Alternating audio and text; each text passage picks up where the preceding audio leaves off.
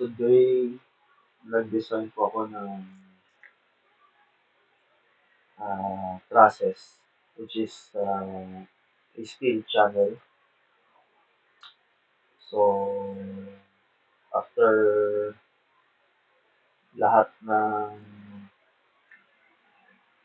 lahat ng sizes na naka-clean up ako, yung pumasa sa akin based sa may design is yung size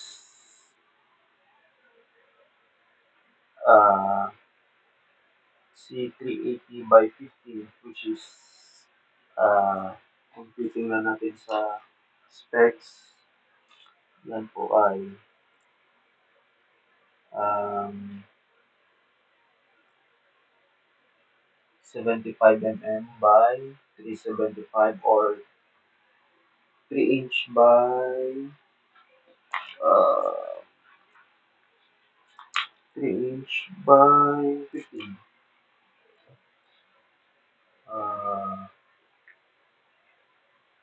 Okay. So, ito po siya. Kung titingnan natin, 80 by 50, beauty ball. Ito po. Number 3. Yung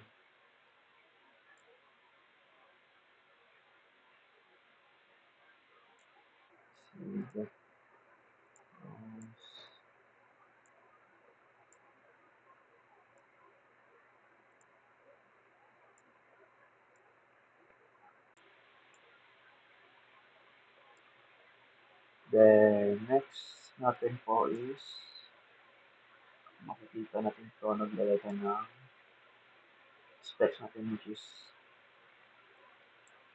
sa scale. In-edit lang po natin based sa Philippine settings. Specification. Ito po siya. Then next po is support naka-field loadings. Sa loadings naman po, check natin. Dead load po ito.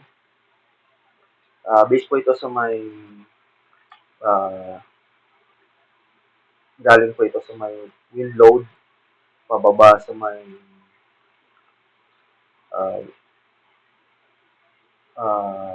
purlins, weight ng purlins, weight ng roofing, weight ng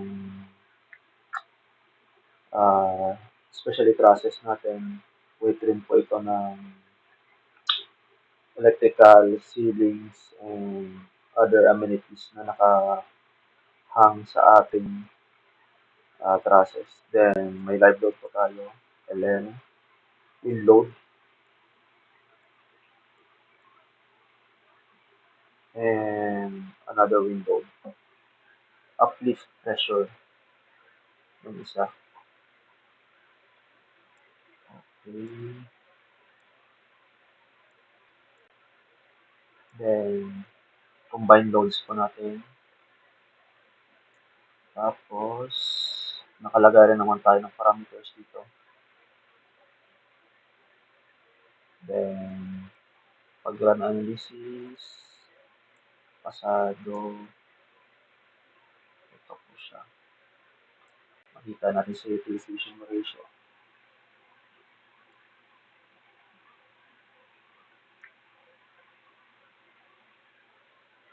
Ayan po.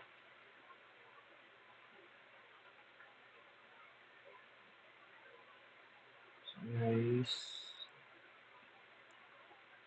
balik tayo sa loadings. Load, live load, window, one, window.